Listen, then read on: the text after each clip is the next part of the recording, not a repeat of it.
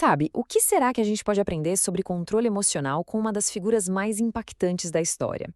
É sobre isso que a gente vai mergulhar agora, olhando para a obra de Augusto Cury.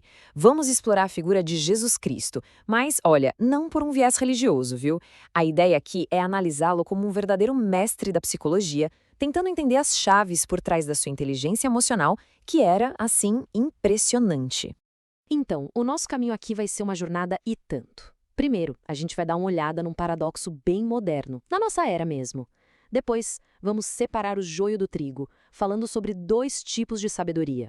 Na sequência, vamos ver como a mente de um carpinteiro pode esconder uma resiliência fora do comum. E não para por aí.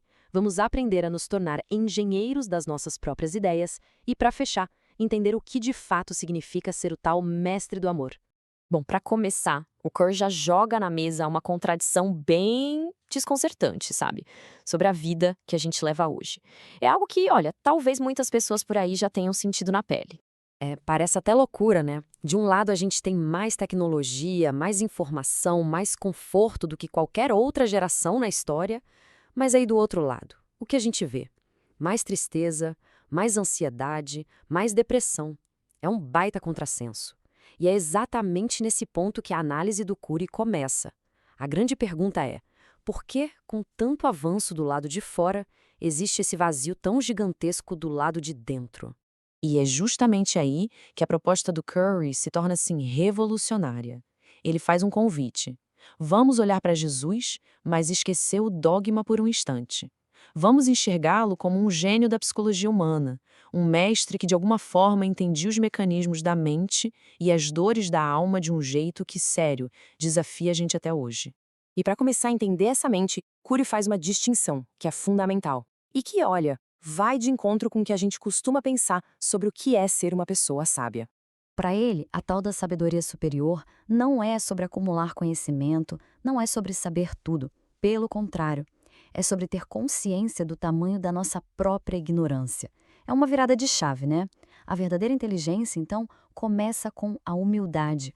E é exatamente essa humildade que abre as portas para a gente crescer de verdade. Porque, pensa bem, quando a gente larga a mão daquela necessidade de estar sempre certo, de ter a última palavra, aí sim a gente se torna um eterno aprendiz, sempre pronto para evoluir.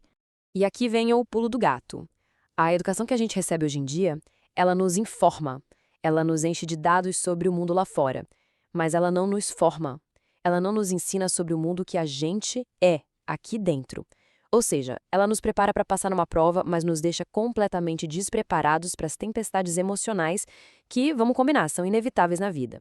Tá, mas tudo isso é muito bonito na teoria. E na prática, como é que essa sabedoria interior funciona? Bem, o Cury traz um exemplo que é simplesmente impressionante de resiliência, analisando um detalhe da vida de Jesus que a maioria das pessoas nem para pensar. Ele lança a pergunta: por que Jesus era carpinteiro? Por que essa profissão? E a resposta que ele dá não tem nada a ver com o trabalho em si, mas sim com uma estratégia de treinamento mental muito profunda. Pensa comigo por um segundo. Ele trabalhava todo santo dia com martelo, pregos, madeira, exatamente os mesmos instrumentos que ele sabia que seriam usados na sua própria morte. Imagina o peso disso. Esse confronto diário exigia um controle mental, uma capacidade de gerenciar os próprios pensamentos para proteger a emoção de um estresse que era constante e que seria avassalador para qualquer um. Mas como alguém consegue fazer isso? Para explicar, o Curry usa uma metáfora genial. A nossa memória é como uma cidade. Penso assim: tem o centro, que é a memória de uso contínuo, o nosso consciente, e tem os subúrbios, os bairros mais afastados, que é a nossa memória existencial. O problema é que é nesses subúrbios que as experiências ruins podem criar zonas de tensão, umas verdadeiras favelas emocionais, que sem a gente nem notar, começam a controlar nossas reações. O que Jesus fez então foi demonstrar na prática como impedir que essas favelas se formassem. Ele gerenciou ativamente as emoções dele para que o território da memória não virasse um deserto de traumas. Pelo contrário, ele cultivou um verdadeiro jardim de serenidade. Mas olha, esse domínio todo não é só sobre defesa, sobre se proteger. O Curry mostra que dá para ir além.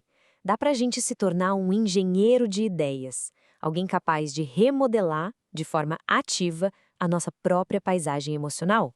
E o desafio é enorme, né? Como é que se reescreve uma memória dolorosa que já está lá, gravada? A ideia do Cury é bem radical. Não dá para apagar o passado, isso é impossível. Mas dá para reeditar. E como se faz isso? Criando novas experiências, sobrepondo o que foi ruim com algo novo, algo que seja emocionalmente mais forte, mais impactante. Ele conta um caso brilhante para ilustrar isso. A história de um pai que vivia num ciclo de brigas com a filha. Um dia, ele decide quebrar o roteiro. Em vez de reagir da mesma forma, ele faz algo totalmente inesperado. Compra uma única rosa para ela. E esse gesto começa a reeditar a imagem doentia que existia na mente dos dois. Com isso, eles deixaram de ser estranhos um para o outro, sabe? Começaram a de fato dividir seus mundos, a cruzar suas histórias. O resultado foi uma relação reescrita, o que prova que é possível sermos os autores da nossa vida emocional e não apenas prisioneiros do nosso passado. Então vamos juntar as peças do quebra-cabeça.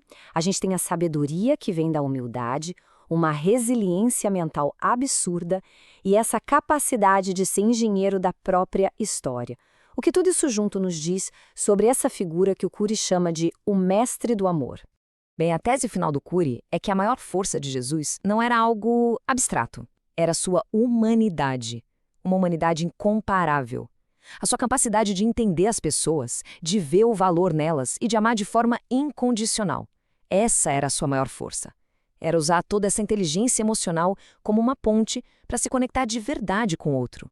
Mesmo sob uma pressão gigantesca, ele ensinava que os maiores tesouros da vida estão escondidos nas coisas mais simples, sabe? Como os lírios do campo. Ele mostrou que a felicidade de verdade não está no poder, não está no aplauso, está nas avenidas da emoção, na capacidade de conseguir apreciar a beleza da vida em si. E no final das contas, essa análise toda devolve a bola para a gente. A pergunta que fica não é sobre ele, mas sobre cada um de nós. Estamos sendo autores da nossa própria vida ou estamos no papel de vítimas dos problemas? A escolha, como ele mesmo demonstrou, parece estar nas nossas mãos.